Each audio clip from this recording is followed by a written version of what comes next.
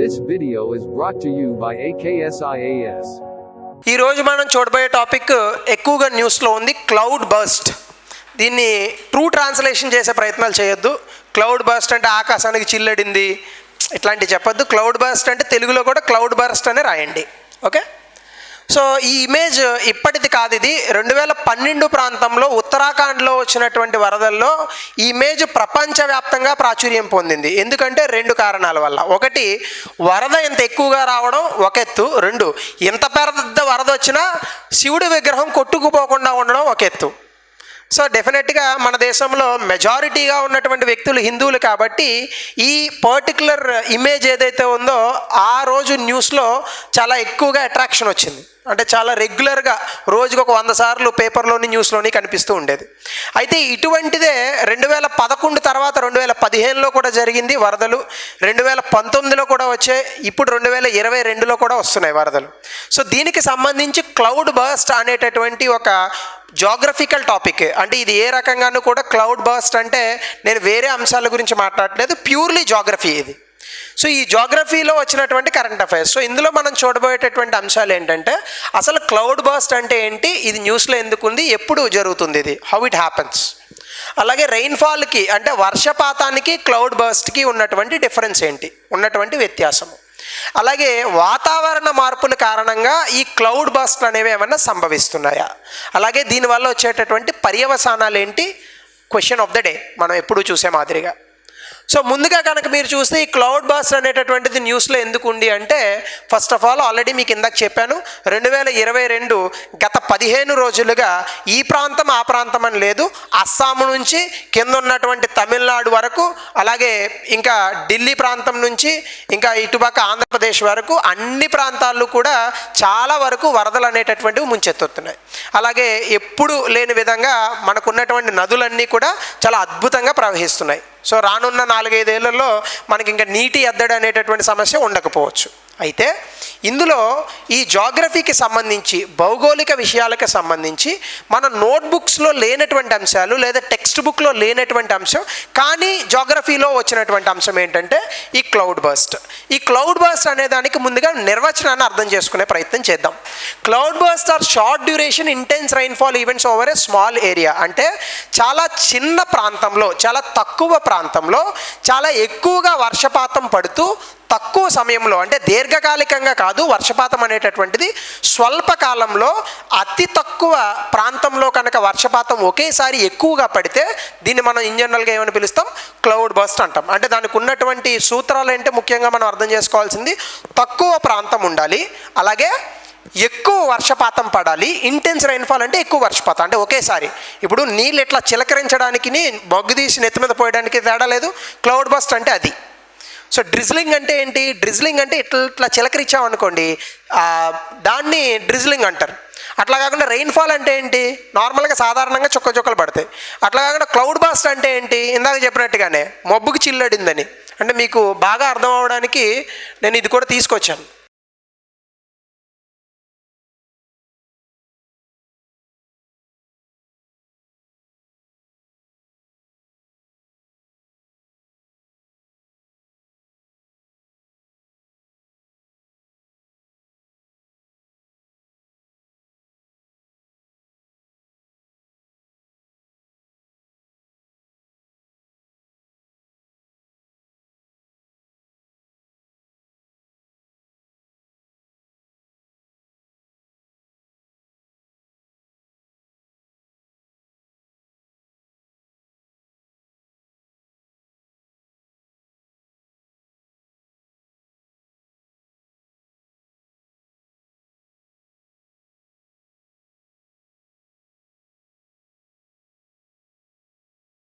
Cloud burst are short duration intense rainfall. అలాగే ఇప్పుడు దీనికి సంబంధించి మన నిర్వచనం ఏం రాయాలంటే weather phenomenon with unexpected precipitation. Unexpected అంటే ఏంటి, అసలు మనం ఏ రకంగానూ కూడా దాన్ని గుర్తించలేం.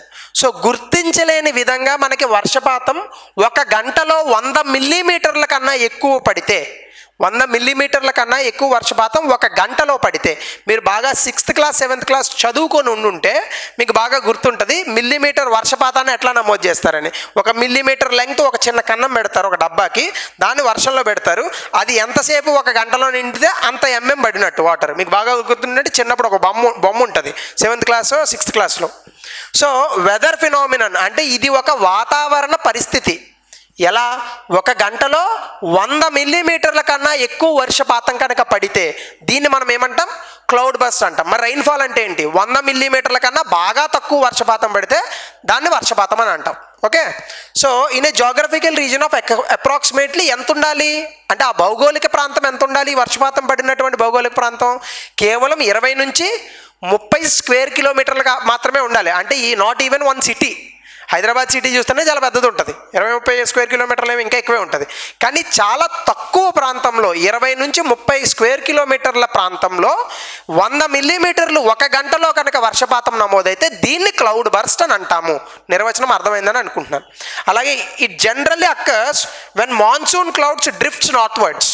అంటే మీకు జనరల్గా మాన్సూన్ క్లౌడ్స్ అనేవి ఇలా ఉంటాయి. మీకు చూస్తే జనరల్గా మనకి ఋతుపవనాలు అంటాం. జనరల్గా ఈ ఋతుపవనాలు మనకి నైరుతి దిక్కు నుంచి వస్తాయి కాబట్టి మనం నైరుతి ఋతుపవనాలు అంటాం. ఈ నైరుతి ఋతుపవనాలు అనేవి ఎందుకు జరుగుతాయంటే దీనికి చాలా థియరీలు ఉన్నాయి. ముఖ్యంగా ప్రెషర్ డిఫరెన్స్ అంటే పీడనంలో ఉన్నటువంటి వ్యత్యాసం వల్ల జరుగుతాయి. ఉదాహరణకి చాలా తక్కువగా చెప్పేస్తాను, మీకు అర్థమవుతుంది. ఇది భారత్, మన sub continent, Indian sub continent. ఇప్పుడు ఇది ఒక నేల ఉన్నటువంటి ప్రాంతం.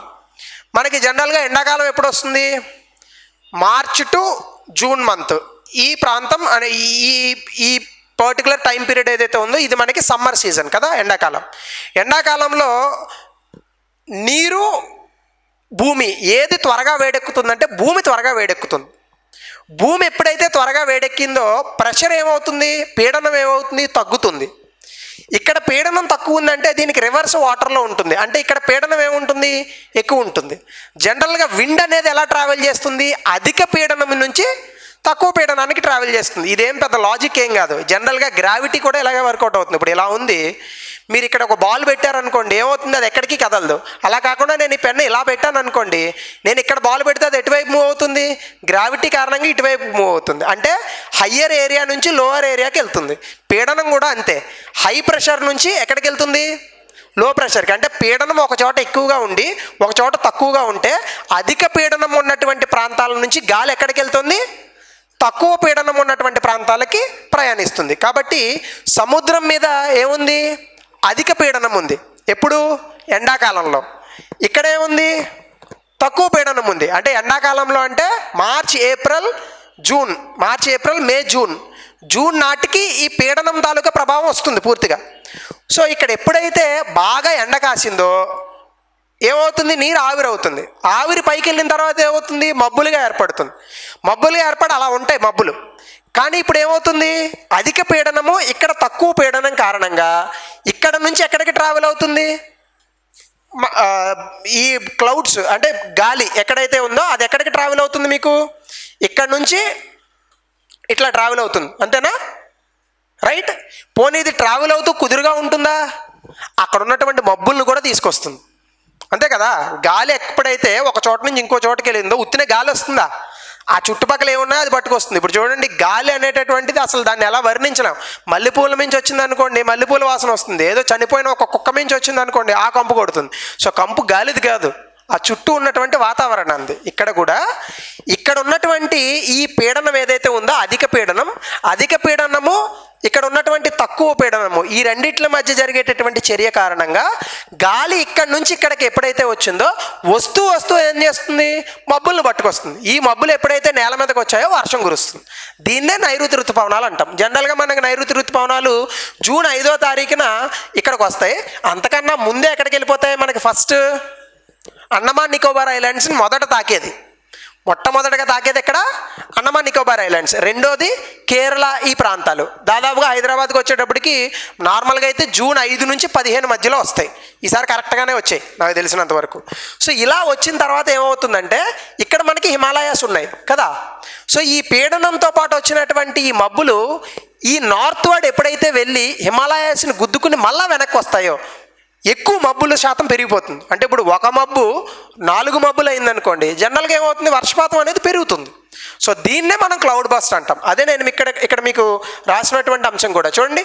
It generally occurs when a monsoon cloud drifts northward. Northward అంటే ఏంటి, ఉత్తరం వైపు ఎప్పుడైతే ప్రయాణిస్తాయో, ప్రయాణించడం వల్ల వాటి తాలూకా ఇంటెన్సిటీ అనేది పెరిగిపోతుంది. సో మబ్బులు ఎక్కువగా గుమిగూడు ఉన్నాయనుకోండి, బాగా నల్ల మబ్బులు వస్తే ఏమవుతుంది, వర్షం ఎక్కువగా పడుతుంది. So that is the thing. Occurrence చూద్దాం. అంటే ఇది ఎప్పుడు వస్తుంది, జనరల్గా మనకి గాలిలో తేమ శాతం అని ఉంటుంది, తేమ, హ్యూమిడిటీ. ఇది ఎప్పుడైతే 100% చేరిందో దీన్ని శాచురేషన్ లిమిట్ అంటారు. ఈ శాచురేషన్ లిమిట్కి వెళ్ళినప్పుడు ఏమవుతుందంటే, అంటే ఇన్ జనరల్గా మీకు ఈజీగా ఎక్స్ప్లెయిన్ చేయడానికి నేను ఒక బొమ్మ వేస్తాను, మీకు బాగా అర్థమవుతుంది. అంటే జనరల్గా మనకి అసలు వర్షపాతం అనేది ఎలా వస్తుంది, ఇది నీరు. ఇక్కడ నుంచి ఈయనకి ఏముండదు, పొద్దున్న లెగిస్తే వెలుగుతూ ఉంటాడు, ఈయన పేరే సూర్యుడు, రైట్. సో ఈయన ఇచ్చేటటువంటి ఈ కిరణాల కారణంగా, ఎండ కారణంగా వాటర్ అనేది ఏమవుతుంది, ఎవాపరేట్ అవుతుంది. ఎవాపరేట్ అయ్యి మబ్బులుగా ఏర్పడుతుంది. దీన్నే కండెన్సేషన్ అంటారు. ఏమంటారు, కండెన్సేషన్. ఈ కండెన్సేషన్లో వాటర్ ఎప్పుడైతే వెళ్తుందో, గాలికి ఎప్పుడూ కూడా ఒక అద్భుతమైనటువంటి ఒక ట్రైట్ ఉంటుంది. అదేంటంటే, నీటి ఆవిరిని గాలి మోయగలదు. ఎంతవరకు మోయగలదు అంటే 100% వరకు మోయగలదు. ఇది మారుతూ ఉంటుంది ప్రదేశాన్ని బట్టి. ఇప్పుడు ఎడారిలో ఉందనుకోండి, అంటే ఎంతవరకు అంటే 100% అని ఎందుకన్నానంటే, దీన్నే శాచురేషన్ లిమిట్ అంటారు. ఇలా చెప్తేనే మీకు ఎగ్జామ్లో రాయగలుగుతారు. అట్లా కాకుండా ఎంతవరకు మోయగలదని నేను నెంబర్ చెప్పాను అనుకోండి, అది ప్రదేశాన్ని బట్టి మారిపోతుంది. ఉదాహరణకి మీరు ఎడారిలో అయితే ఎంతైనా మోస్తాయి, అర్థమవుతుందా. ప్లెయిన్ ఏరియాస్లో అట్లా ఉండదు. కాబట్టి ఈ 100% ఎప్పుడైతే శాచురేషన్ వచ్చిందో, గాలి ఇంకా ఆ తేమ శాతాన్ని మోయలేదు, బరువు ఎక్కిపోతుంది. అది ఎప్పుడైతే ఎక్కిందో ఏమవుతుంది, ప్రెసిపిటేషన్ రూపంలో కిందకు వస్తుంది. ఈ ప్రెసిపిటేషన్ లిక్విడ్లో ఉంటే రెయిన్ఫాల్ అంటాం, సాలిడ్లో ఉంటే స్నోఫాల్ అంటాం, ఇంకా మధ్యలో చాలా ఉంటాయి, వడగళ్ళ వానలు, ఇట్లాంటివన్నీ కూడా. సో ఇక్కడ మనం అదే రిలేటివ్ హ్యూమిడిటీ అంటే. చూడండి, రిలేటివ్ హ్యూమిడిటీ అంటే ఏంటంటే, అక్కడ ఉన్నటువంటి గాలి మోయగలిగేటటువంటి శాతం ఏదైతే ఉందో, అంటే గాలి తేమను మోయగలిగేటటువంటి శాతం ఏదైతే ఉందో అది ఎక్కువ ఉండాలి. అంటే ఎక్కువ వాటర్ వేపర్, నీటి ఆవిరిని మోయగలగాలి. దాంతోపాటు మ్యాక్సిమం క్లౌడ్ కవర్, అక్కడ ఉన్నటువంటి మబ్బులు గరిష్టమైన స్థాయికి చేరాలి. దాంతోపాటుగా టెంపరేచర్, అంటే మనకు ఉన్నటువంటి అక్కడ ఉన్నటువంటి ఉష్ణోగ్రత ఎంత ఉండాలి, తక్కువ ఉండాలి. దాంతోపాటు గాలి తాలూకా గమనం, అడ్డంగా గాలి వేస్తే దాన్ని ఏమంటాం, విండ్ అంటాం జనరల్గా. సో విండ్ వేరు, ఏమంటారు, కన్వెక్షనల్ కరెంట్స్ వేరు. సో స్లో విండ్స్, తక్కువగా వీచేటటువంటి గాలి ఉండాలి. ఇవి ఉన్నప్పుడు ఏమవుతుంది, ఈ హై అమౌంట్ ఆఫ్ క్లౌడ్స్, అంటే గరిష్టంగా ఉన్నటువంటి ఈ మబ్బులు ఒకేసారి వర్షాన్ని ఇస్తాయి. ఈ ఒకేసారి వర్షం పడ్డాన్నే క్లౌడ్ బస్ట్ అంటాం. So temperature increases. అలాగే మనకి ఇన్ జనరల్గా ఈ పైన చెప్పినటువంటిది ఎప్పుడు జరుగుతుంది, ఉష్ణోగ్రతలు బాగా పెరిగినప్పుడు temperature can hold more moisture. ఉష్ణోగ్రతలు బాగా ఎక్కువ ఉంటే గాలి ఎక్కువ తేమ శాతాన్ని మోయగలదు, తీసుకోగలదు. Moisture comes down as a short very intense rainfall. ఇది ఎప్పుడైతే తీసుకుందో ఒకనొక సందర్భంలో 100%కి చేరినప్పుడు గాల్లో ఆల్రెడీ ఎక్కువ తేమ శాతం ఉంది కాబట్టి ఒకేసారి కింద పడుతుంది. ఆ ఒకేసారి కింద పడ్డాన్నే క్లౌడ్ బర్స్ట్ అని పిలుస్తాం. సో దానివల్ల ఏమవుతుంది, మనకి ఎక్కువగా ఫ్లాష్ ఫ్లడ్స్, వరదలు అనేటటువంటివి వస్తాయి. నేను ఆ వీడియోని మధ్యలో మళ్ళీ అటాచ్ చేస్తాను. ఆ వీడియోని మీరు అటాచ్ చేసినప్పుడు you can watch it. Okay. So rainfall versus cloud bust. Rain is condensed water falling from a cloud. అంటే రెయిన్ఫాల్కి, వర్షపాతానికి, క్లౌడ్ బస్ట్కి మధ్య ఉన్నటువంటి వ్యత్యాసం ఏంటి? రెయిన్ అనేటటువంటిది జస్ట్ క్లౌడ్స్ కండెన్స్ అయ్యి దాని నుంచి వచ్చేటటువంటి ఈ ప్రెసిపిటేషన్ ఏదైతే ఉందో దాన్ని మాత్రమే రెయిన్ఫాల్ అని అంటాం. అంటే 100 mm/h అంత పడదు, సాధారణంగా వర్షం వస్తుంది అంతే. సో క్లౌడ్ బస్ట్ అంటే ఏంటి, సడన్గా వచ్చేస్తుంది, అంటే ఒకేసారి వస్తుంది. అంటే మీరు వర్షపాతాన్ని గుర్తించవచ్చు, క్లౌడ్ బర్స్ట్ని గుర్తిస్తారా, గుర్తించలేరు. అంటే ఇది కూడా సాధారణ వర్షపాతం అని అనుకుంటారు మీరు, కానీ ఒకేసారి ఎప్పుడైతే మీకు బాగా హై ఎక్స్టెంట్ రాడార్స్ ఎప్పుడైతే లేవో క్లౌడ్ బర్స్ట్ని గుర్తించేటటువంటి అవకాశం ఉండదు. అందుకే మీరు చూడండి, కాలిఫోర్నియా లాంటి నగరాల్లో కూడా ఫ్లడ్స్ వస్తాయి. మనకన్నా చాలా అద్భుతంగా అభివృద్ధి చెందినటువంటి దేశాలు కదా అవి, కానీ వాళ్ళకు కూడా ఫ్లడ్స్ వస్తాయి. ఎందుకంటే because of this cloud burst. So cloud burst అనేది it's a sudden heavy rain storm. Storm అంటే ఏంటి, జనరల్గా తుఫాన్ అంటాం, కానీ ఇక్కడ తుఫాన్లు రావు, తీర ప్రాంతాల్లో తుఫాన్లు వస్తాయి. స్టామ్ అంటే ఏంటంటే ఎప్పుడు కూడా ఒకేసారి ఎక్కువ వర్షపాతం నమోదైతే దాన్ని స్టామ్ అంటాం. ఓకే. అలాగే రెయిన్ఫాల్ 100 mm/h ఆల్రెడీ నేను మీకు ఇది చెప్పాను. Cloud burst is a natural phenomenon. ఇది చాలా ప్రకృతిలో సహజ సిద్ధంగా జరిగేటటువంటి అంశం. కానీ మానవ ప్రేరేపిత చర్యల వల్ల ఈ సహజ సిద్ధంగా జరిగేటటువంటి విషయాలు ఇప్పుడు ఇంకా పెరుగుతున్నాయి. అంతమించి ఏం లేదు. కరోనా ఇప్పుడే కాదు, 1918లో వచ్చింది, 1730లో వచ్చింది, చాలా సందర్భాల్లో వచ్చాయి. కానీ ఇప్పుడు ఎందుకు జనాలు ఎక్కువ చచ్చిపోతున్నారంటే, మరి చచ్చిపోరా? 1947లో 35 కోట్లు ఉన్నటువంటి జనాభాని జస్ట్ 75 సంవత్సరాల్లో 135 కోట్లకు తీసుకొచ్చినటువంటి ఘనత మనది. మరి ఎక్కువ జనాలు ఉంటే ఆబ్వియస్గా మరణాలు ఇట్లాంటివన్నీ కూడా ఎక్కువ సంభవిస్తాయి. అంతే, ఇట్స్ ఎ న్యాచురల్ ఫినామినాన్.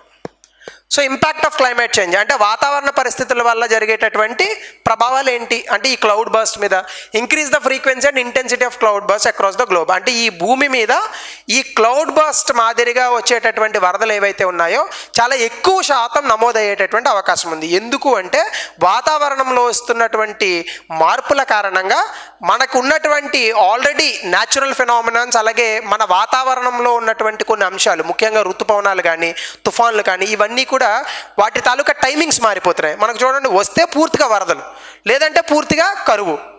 ఇంత ఎక్స్ట్రీమ్స్కి ఎందుకు వెళ్ళిపోతుంది? ఎందుకంటే వాతావరణంలో వచ్చినటువంటి మార్పుల వల్ల. అలాగే ఈ మధ్యకాలంలో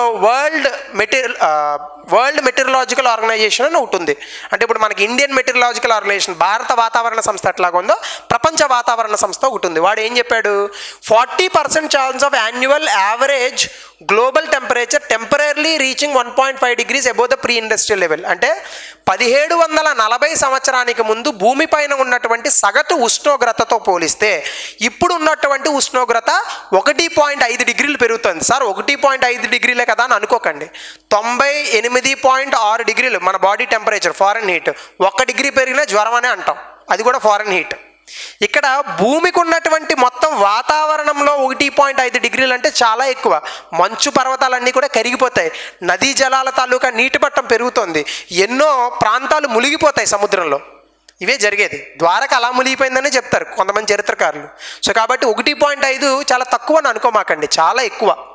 అలాగే more cloud burst are happening in ఎక్కడ జరుగుతాయి? Himalayan regions. ఎందుకు హిమాలయన్ రీజియన్స్లో జరుగుతాయంటే జనరల్గా మనకి ఓరోగ్రఫిక్ రెయిన్ఫాల్ అని ఒకటి ఉంటుంది, కొండ ప్రాంతాల్లో ఎక్కువగా వస్తుంది. అంటే మీకు ఓరోగ్రఫిక్ రెయిన్ఫాల్ అంటే ఇట్లా కొండ ఉంటుంది, ఇది మౌంటైన్ అనుకోండి, గాలి ఇలా వెళ్ళినప్పుడు ఏమవుతుందంటే సాధారణంగానే కూల్ అవుతుంది. అప్పుడు ఏమవుతుంది, మీకు ఇటుపక్క వర్షం పడుతుంది, ఇటుపక్క వర్షం పడదు. ఓకే, రెయిన్ఫాల్ రీజియన్ అని చదువుకుంటారు మీరు. సో ఎప్పుడైతే కొండ ప్రాంతాల్లో ఎక్కువగా వర్షాలు పడ్డాయో అసలు నదులు మొదలయ్యేది ఎక్కడ? కొండ ప్రాంతాల్లోనే. ఎప్పుడైతే నదులు కొండ ప్రాంతాల్లో మొదలయ్యాయో నదుల తాలూకా పరివాహిక ప్రాంతం పెరిగిపోతుంది బాగా. ఎప్పుడైతే పెరిగిందో మీకు ఏమవుతుంది? వరదలు వస్తాయి. సో ఇక్కడ మీరు అర్థం చేసుకోవాల్సిన పాయింట్ కూడా అదే. సాధారణంగా నది ఎలా ప్రవహిస్తుందంటే ఇంకా ఇలా ప్రవహిస్తుంది. ఈ చిన్న లైన్ ఉంది చూసారు మీరు, అది బాగా ఎత్తుకెళ్ళి చూస్తే ఒక 10 కిలోమీటర్ల భూమిపై నుంచి నది ఇలాగే కనిపిస్తుంది మీకు. మియాండర్స్ అని చదువుకుంటారు మీరు. ఇప్పుడు బాగా ఎక్కువ వరదలు వచ్చినాయి అనుకోండి, నది ఏమవుతుంది? ఇప్పుడు నది ఇలా ఉంటుంది, పల్లంలో ప్రవహిస్తుంది. అంటే నదికి గట్టులు ఉంటాయి, ఈ 2 చేతులు గట్లు అనుకోండి, ఈ మధ్య వ్యాలీలో ప్రవహిస్తుంది, అది V-షేప్డ్ వ్యాలీ అంటాం. ఇప్పుడు ఎప్పుడైతే ఈ గట్టు తాలూకా తెగిందో అంటే నీరు ఏమవుతుంది? బయటకు వస్తుంది. అదే చూడండి ఫ్లడ్ ప్లైన్ అన్నాం. మనం ఏం చేస్తున్నాం? మనం చాలా తెలివైన వాళ్ళం కదా, భూమిని ఎలా సర్వనాశనం చేయాలో మనకు తెలిసినందుకే ఎవరికి తెలియదు. పులి జనసంచారంలోకి వచ్చిందని ప్రకటన ఇస్తాడు ఒకడు. పులి జనసంచారంలోకి రాలేదు, నువ్వు పులి ఉండే ఏరియాకి వెళ్ళావు, అడవుల్లో ఇల్లు కట్టుకొని కదా. సో ఇక్కడ ఈ ఫ్లడ్ ప్లైన్స్ అనే వాటిని అసలు వదిలేయాలి. కానీ మనం ఏం చేస్తాం? ఇక్కడ అద్భుతమైన ఒక బిల్డింగ్ కడతాం, 5 ఫ్లోర్లు విత్ లిఫ్ట్ ఫెసిలిటీ. ఏమవుద్ది? లిఫ్ట్ మునిగిపోద్ది, నువ్వు మునిగిపోతావు. అదే అక్కడ జరిగేది ఇన్ జనరల్గా కదా. సో కాన్సెప్ట్ ఏంటంటే, ఈరోజు మీరు మొన్న హైదరాబాద్లో జరిగింది కూడా ఇదే. ఇది మూసీ నది అనుకుంటే మూసీ నదిలో కట్టేశారు, ఇంకా పక్కన కూడా కాదు, మూసీ నదిలో. ఎందుకంటే మన మూసీ నది ఎప్పుడు ప్రవహించదు, మూసీ నది లోపల కట్టారు. లోపల కడితే దాని పని అది చేసుకుంటుంది. నీరు ఎప్పుడైతే వచ్చిందో ఇల్లు వాళ్ళకి కూడా కావాలి, నదికి, నదితో పాటు తీసుకెళ్తుంది ఇల్లుని. నువ్వు అందులో ఉంటే నువ్వు కూడా పోతావు, simple thing. So this is called flood conditions అనమాట. సో ఇప్పుడు మనకి ఏం జరుగుతున్నాయి? సిటీస్ అనేటటువంటివి దూరంగా ఉండాలి నదీ పరివాహిక ప్రాంతానికి, కానీ మనం ఏం చేస్తున్నాం? ఈ నదులకి దగ్గరగా కట్టేసుకుంటున్నాం. రైట్, మన వెనకాల ఉందిగా మూసీ నది ఒకటి, right, drainage. So this is how it works. అర్థమైందా? సో ఇది. సో దీని కాన్సిక్వెన్సెస్ ఏమొస్తాయంటే మనకి ఫ్లాట్ ఫ్లడ్స్, ఒకేసారి వరదలు వచ్చేస్తుంటాయి. ల్యాండ్ స్లైడ్స్ అంటే మీకు కొండ ప్రాంతాల్లో కొండ చర్యలు విరిగి పడతాయి. మడ్ ఫ్లోస్, అలాగే ల్యాండ్ కేవింగ్, ఈ రెండు కూడా నేను చెప్తాను. ఒకసారి మీరు ఇక్కడ చూస్తే చూడండి, ఇది ల్యాండ్ స్లైడ్స్. అంటే ఇప్పుడు ఇది కొండ ప్రాంతం అని అనుకుంటే ఏమవుతుంది, కొండ చర్యలు విరిగి పడితే ల్యాండ్ స్లైడ్ అంటారు. దానికి కూడా మట్టి ఎక్కువ దూరం జారితే దాన్ని మడ్ ఫ్లో అంటారు. అంటే ఇప్పుడు కొండ చర్య విరిగిపడడానికి, కొండ చర్య విరిగిపడిన తర్వాత కింద ఉన్నటువంటి మట్టి జారడానికి తేడా ఉంది. ఈ మధ్యకాలంలో ఏదో ఆక్సిజన్ అని ఒక సినిమా వచ్చింది అనుకుంటా. సో అందులో ఈ ల్యాండ్ స్లైడ్స్ గురించి అని విన్నాను, నేను పూర్తిగా చూడలేదు, ట్రైలర్ చూసినట్టు గుర్తు. సో ఇవి mud flows versus land slides, ఇవి ఎక్కువగా జరుగుతాయి క్లౌడ్ బస్ట్లో. ఇది ఎక్కువగా ఉత్తరాఖండ్లో, ఈ మధ్య కూడా అమర్నాథ్లో జరిగిందిగా, నిన్నకు మొన్న ఎవరో చనిపోయారు ఆంధ్రప్రదేశ్ తెలంగాణ నుంచి. So question of the day. So ఈ క్వశ్చన్కి ఆన్సర్ మీరే రాయండి. ఇది ఇంతకుముందు యూపీఎస్సీలో వచ్చిన క్వశ్చన్ అనుకుంటా. National programme of flood management was launched in 1954. Disturbances along the natural drainage channels and colonisation. Answer comment బాక్స్లో పెట్టండి. This video is brought to you by AKSIAS.